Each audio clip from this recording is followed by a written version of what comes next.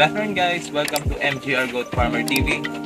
Today, samahan niyo ako at tayo magmamodify na ating goat feeder. So guys, itatawag ko na rin pala sa inyo ngayon is mga ka-goat manager. Okay?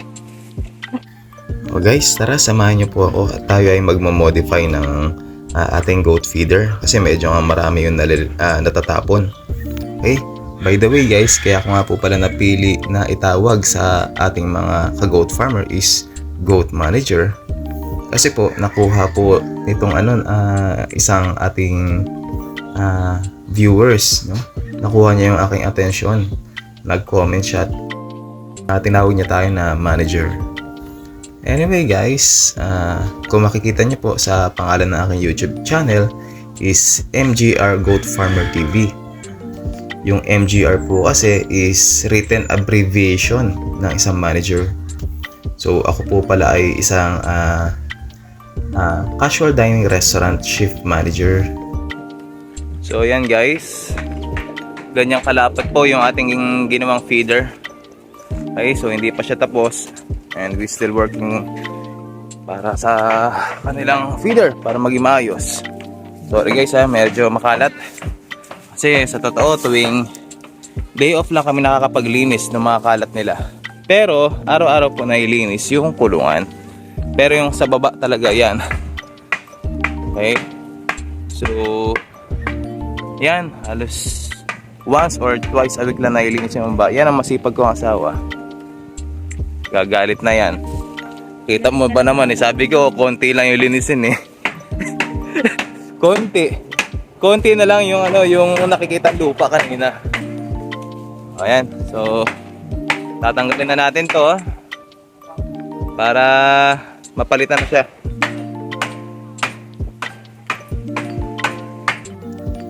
Lahat nga pala guys ng ginamit ko na materyales dito ay puro scrap lang. Mga luma na palutsina, mga kahoy na pinagtanggalan sa bubong, mga pinamigay. And then, ang ginastos ko lang po dito is pako. Kalahating kilong D2 tsaka D3. 80 pesos lang. So, yun lang. Siyempre, nagsisimula pa lang tayo. Konting tipid-tipid muna.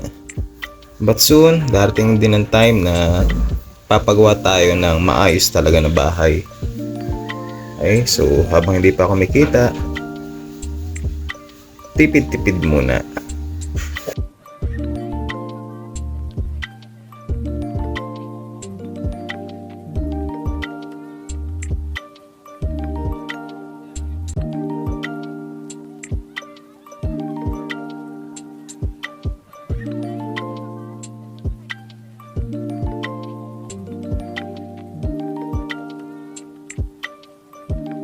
Ayan guys, malapit na matapos. Ilang pukpok na lang.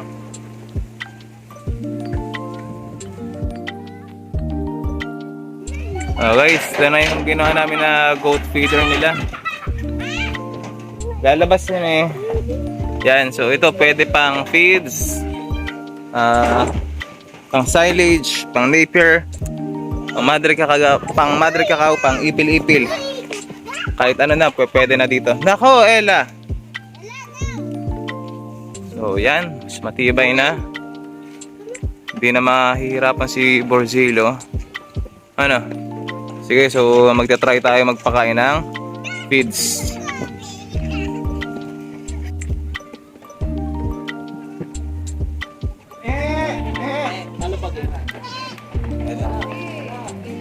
Tara guys, testing tayo, papakain tayo ng feeds. Tara! Pagpuno na! Ako! Bago-bago pa lang! Kakakabit pa lang, wala na! Repair! Uy, nandiyan, Borgelo! Hindi niya tuko ito sa ilalim. Hindi niya tukoy sa ilalim. Ibaba mo yung kagayan. Gusto niya talaga.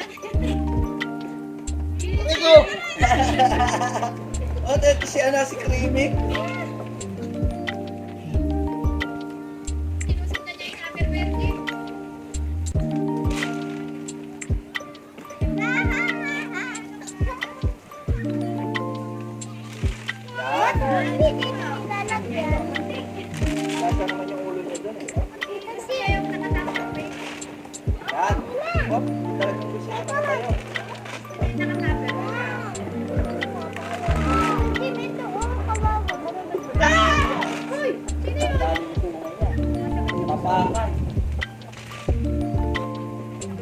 Natapakanin ko lang.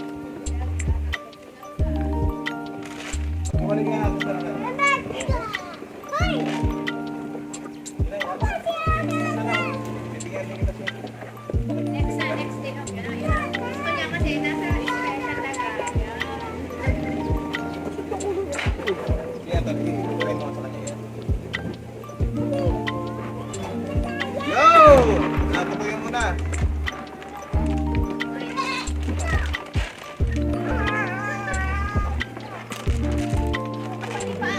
Hirapan niya kung pati pa ka. Ano lang. Yan, hindi mo Ay! nag-load. Okay na. Pero pati ako nahihirapan sa'yo eh. Yan! Nabungi yung kahoy. Yumi. Nabungi yung kahoy. Nahihirapan siya, medyo ano? Medyo... Huwag na naman. Yan na.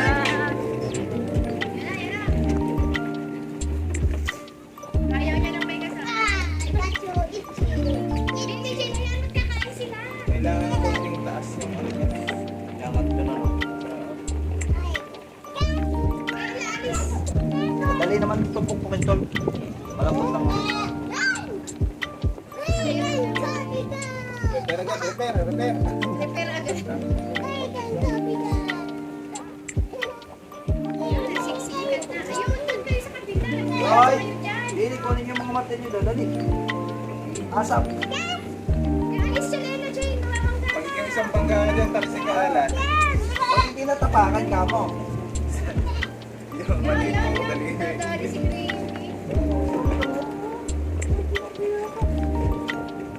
Gusto nila, yung bagong feeder nila. Tingin mo si Bella.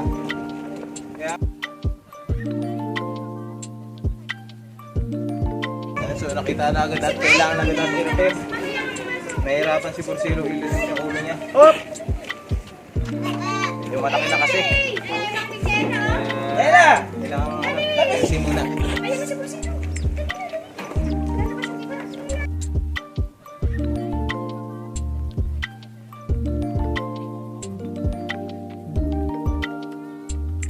Yan, daon ng saging naman. I-check natin. Tama na mahala. Tama na yan. Hindi, gusto niyo na lang yan. Okay na. Ayan. Goods naman sila.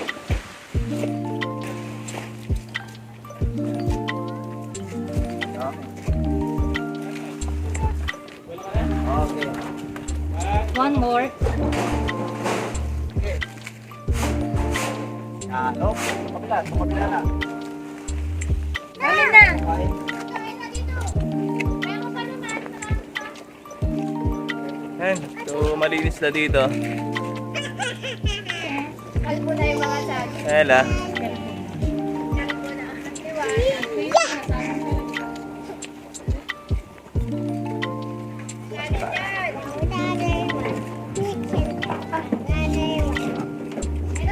Little children want to play. Yan. Banana kayo. So, Ini.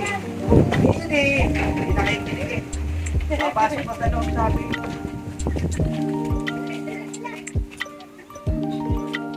Dual purpose. Para less yung mga matatapon.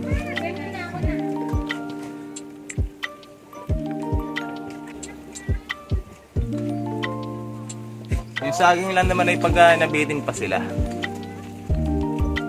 Pero sila yung naka madre cacao na, tsaka ipil-ipil, tsaka napier, tsaka feeds pa.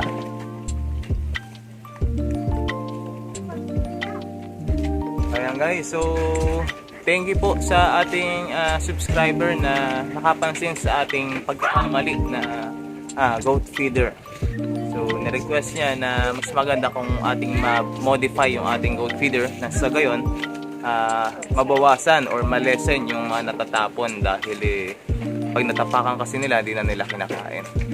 So as your requester, ito na, ginawa ko na agad para din sa amin. Ayan, tara. Manguha muna tayo ng yan, buko. Yan na tayo sa ano.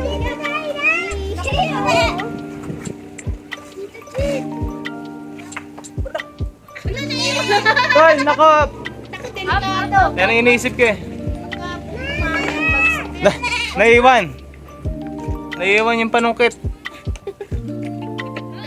So yun guys, ayun lang po ang na-share natin ngayong araw na ito. Yung pag-modified po na dito sa ating goat feeder para ma-lessen po yung mga natatapon. Okay? So konting update lang sa ating mga kambing, pakita ko lang. So yan si Borsilo, ang aking F4 na na traditional boar. F4 po yan. Siyempre ito po ang aking asawa. Traditional na laging tama. Yan si Milky, si Creamy. Ayan, gusto nila ng mga buko. Okay. So akit tayo guys, akit tayo. Kakapagod na araw na ito. Kasi alas 6 gumising na kami ng kuya ko. Nangumpay, kumuha kami ng pantanim na napier grass. Then pahinga, yan, diretso bakbakan agad dito. So, yan si Vanilla. Tsaka yung anak niya, si Midnight. And then si Yumi. Nasaan? Yan, si Yumi. Yan si Bulag. Si Tae, si Ichi, si Big Mama. And Taes family. Yan guys, yung ating before and after ng ating pag-modify ng ating goat feeder. Maraming pong salamat. Hanggang sa muli. Paalam!